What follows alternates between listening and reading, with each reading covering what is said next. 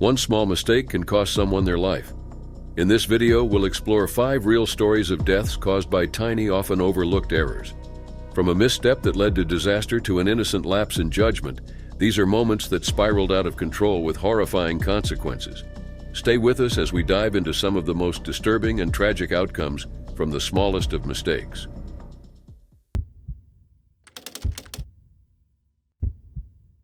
It was February 26, 2006 in Cleveland, Ohio. 2-year-old Emily Jerry had been battling cancer for over a year. A large tumor in her abdomen had been shrinking after surgery and chemotherapy, and doctors were optimistic. They told her parents that her recovery was close, and they planned to celebrate when she was well enough to leave the hospital cancer-free. Emily was just 2 years old, and it seemed like she was going to return to her family healthy. On this day, Emily was set to receive her final round of chemotherapy, a precautionary dose to make sure the cancer was truly gone. But what was supposed to be a routine treatment turned into a terrible tragedy. Emily had already endured months of chemotherapy, but remained strong and cheerful through it all. However, this time something was wrong. The pharmacy where Emily's medication was prepared was short-staffed. It was a weekend, and the hospital had fewer workers than usual. The pharmacy's computer system was down, so staff had to handle orders manually. A pharmacy technician, who wasn't licensed and hadn't been properly trained, was given the task of preparing Emily's IV bag. This technician, likely overwhelmed, made a fatal error. The technician mistakenly filled the IV bag with a 23.4% sodium chloride solution instead of the required 0.9% solution. She was compounding the medication without the proper knowledge of how dangerous this mistake could be. The pharmacist overseeing the process, Eric Kropp, was distracted by the chaos in the pharmacy. With the system failure causing delays, Kropp didn't have enough time to carefully check the medication. The error went unnoticed. The IV bag with the dangerous sodium chloride solution was administered to Emily. Soon after, Emily began complaining of a severe headache. She cried out in pain, and her mother, Kelly Jerry, rushed to comfort her. Emily asked for a sip of soda, but after drinking, she began vomiting. She became limp in her mother's arms, and nurses quickly intervened. Within moments, Emily was unresponsive, her body going into shock. Doctors and nurses rushed to save her, but it was too late. Emergency scans revealed that the dangerously high dose of sodium chloride had caused severe brain swelling. The high sodium levels had damaged her brain beyond repair. Emily was placed on life support, but there was no hope. 3 days later, on March 1, 2006, Emily Jerry passed away. Her death was entirely preventable. A simple medication error, a mix-up with the IV solution, had claimed her life. What should have been a joyous moment for her family, the end of her cancer treatment, turned into an unimaginable nightmare.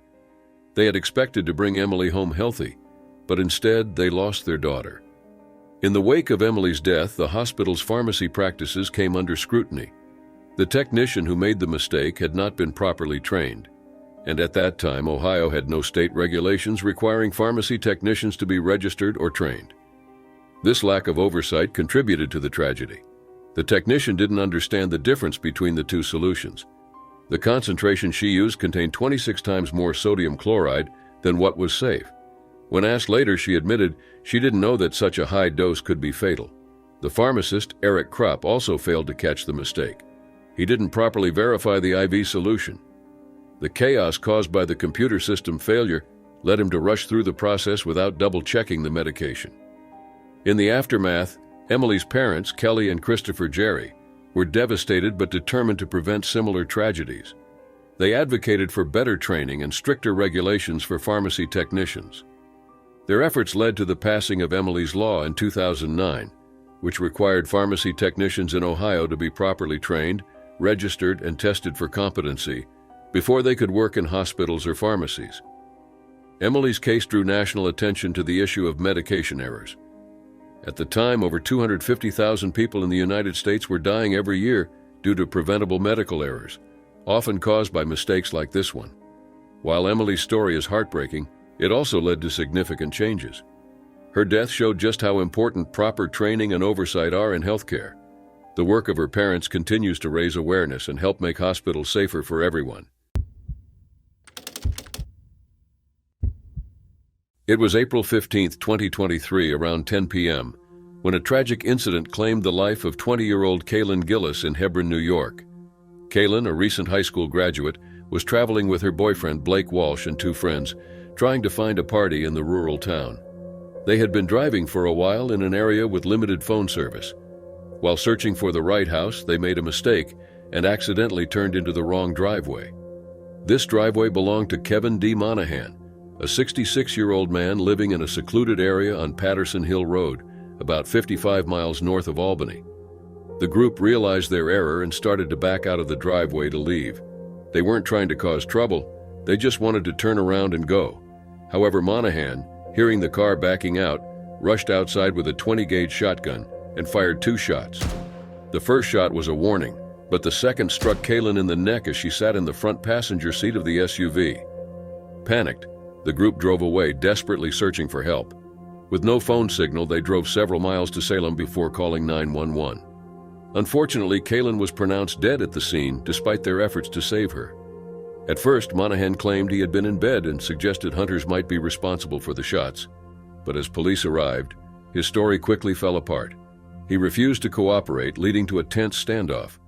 Monahan spent over an hour on the phone with a dispatcher and his attorney before finally surrendering.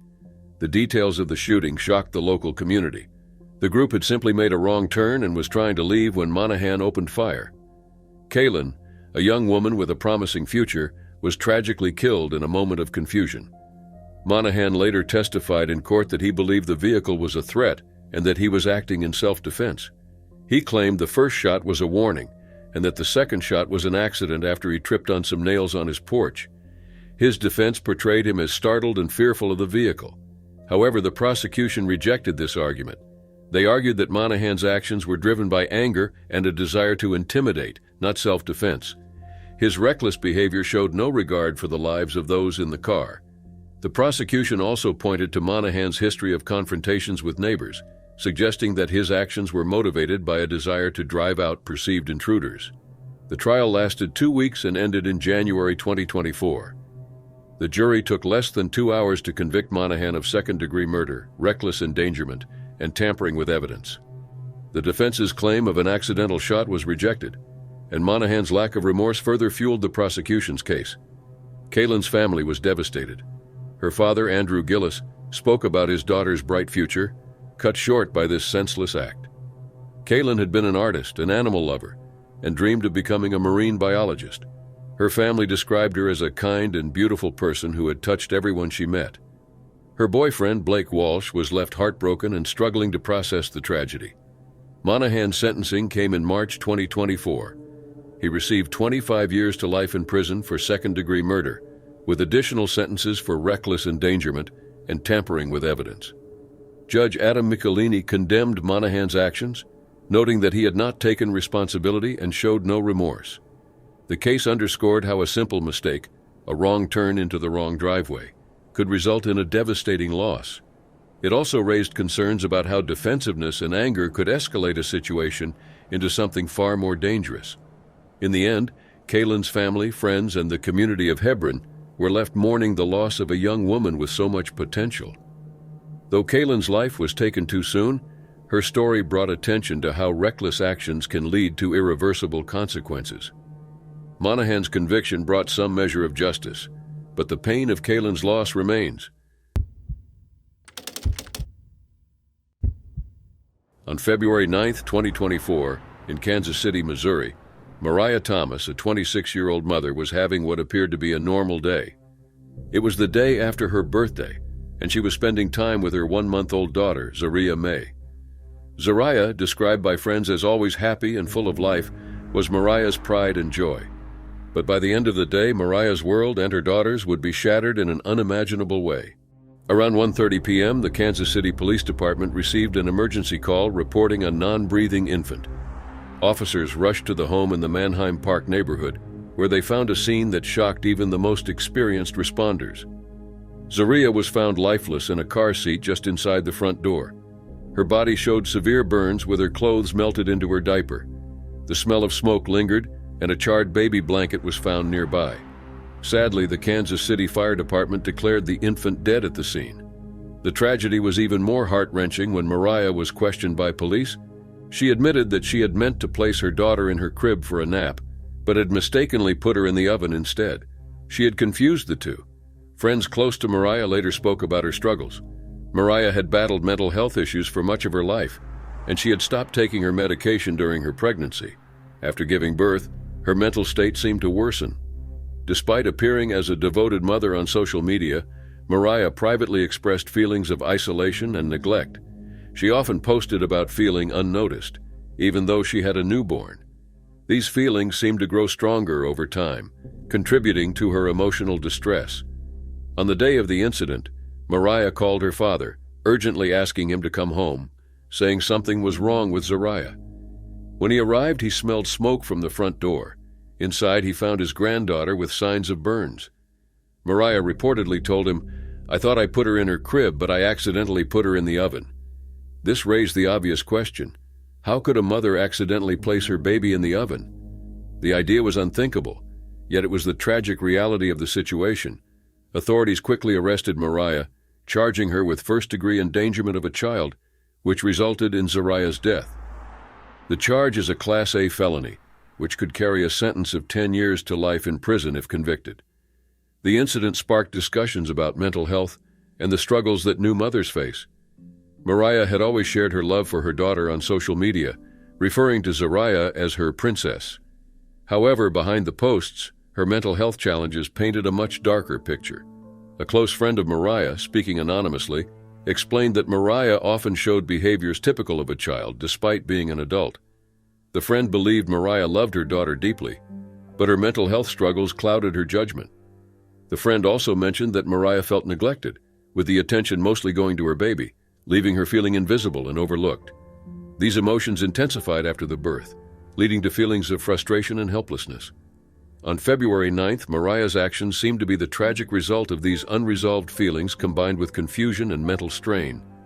The event not only led to the death of Zariah, but also brought attention to the overlooked issue of untreated mental health conditions and the pressures of motherhood.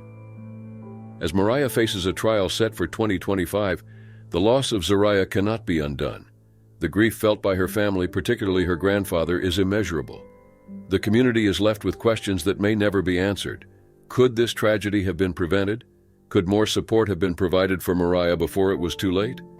While Mariah's trial will unfold in the coming months, for now all that remains is the memory of a mother's tragic mistake and the irreplaceable loss of a precious life.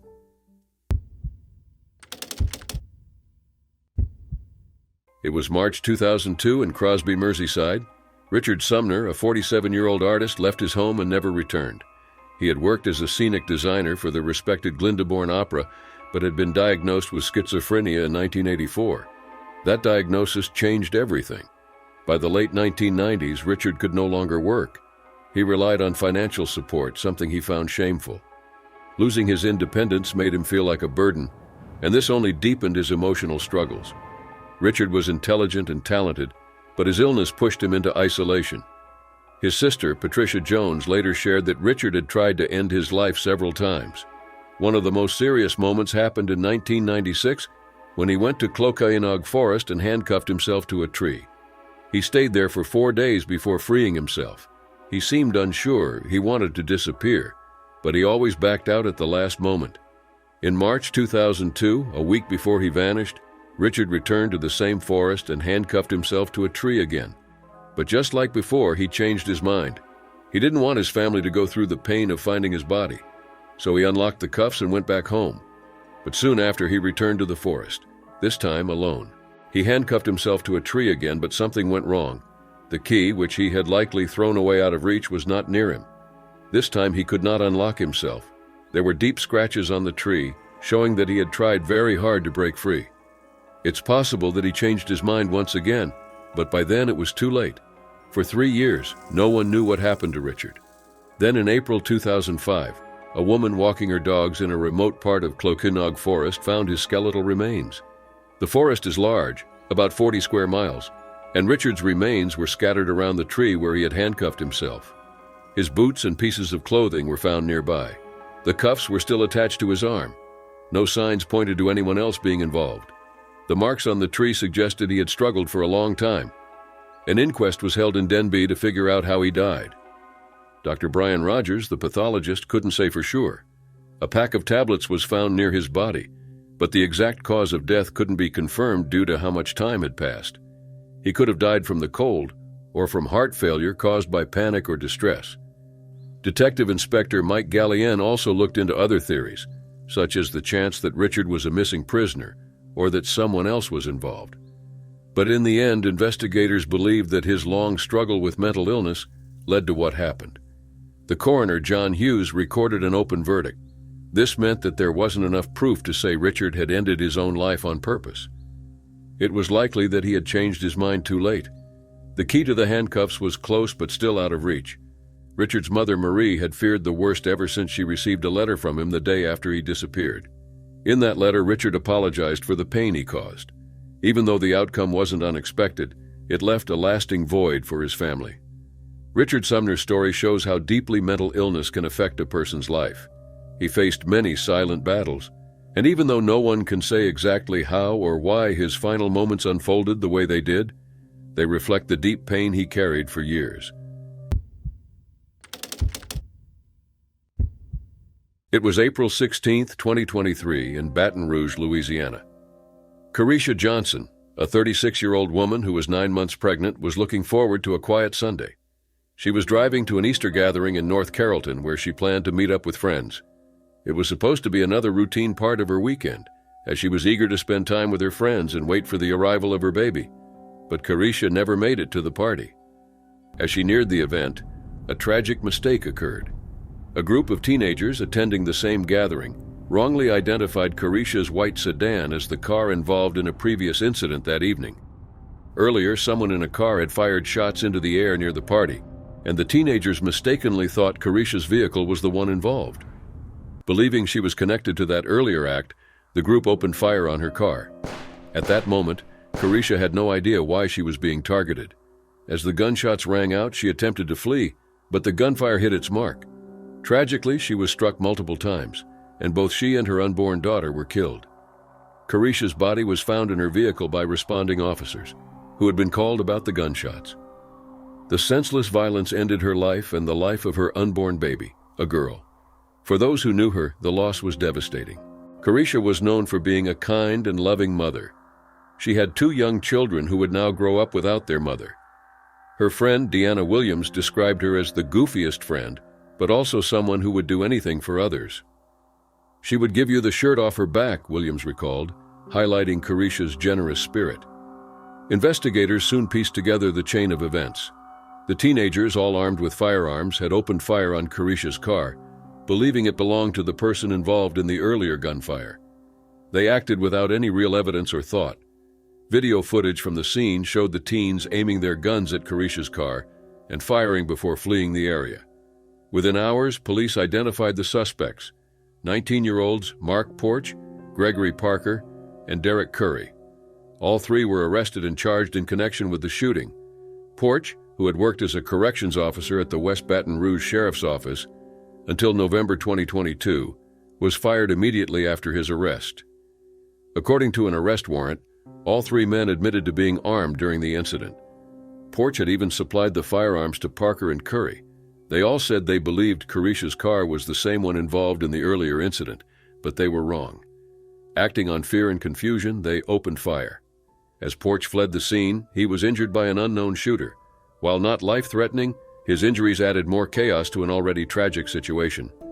The 3 men were charged with second-degree murder and first-degree feticide, reflecting the severity of their actions. They had not only taken the life of an innocent woman, but also her unborn child, a loss that many could never truly understand unless they had experienced something similar. Carisha's death sent shockwaves through the Baton Rouge community, as it was part of a larger pattern of violent events across the country. Many felt that young lives were being lost over simple misunderstandings, leaving families devastated and communities shattered. Deanna Williams summed up the heartbreak when she said, "It was just senseless. She was an innocent person." That sentiment was shared by everyone who knew Carisha.